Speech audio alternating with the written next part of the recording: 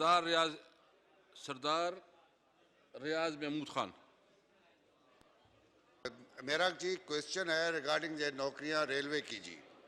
मेरा इलाका है राजनपुर डिस्ट्रिक्ट, वहाँ 21 नौकरियां दी गई हैं, कोई मेरिट नहीं हुआ।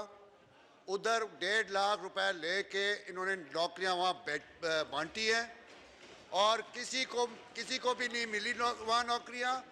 जो हमारे पीटीआई वाले थे वो रोते रह गए, वो हमारे आश्रय में बैठे रह गए कि मेरिट होगा, वहाँ कोई मेरिट नहीं हुआ। 21 नौकरियां दी गई हैं, वो 150 रुपए पे और 1.5 लाख रुपए में इन्होंने नौकरियां बेची हैं। डीएस है, जो एएन है, उन्होंने बेची है। ये मेरे पास लिस्ट है, अगर ये कहें मैं इनको लिस्ट भी प्रोवाइड कर दूंगा। जिसने पैसे दिए हैं, जिसने लिए हैं, जिन्होंने उनका डील करवाया उसका भी नाम दे दूंगा। ये सारा फ्रॉड हुआ है रेलवे में, किसी को कोई मेरिट में नहीं मिली। पर हबीब साहब इसके ऊपर इंक्वायरी करें प्रॉपर। बिल्कुल आप इंक्वायरी करें जी। हम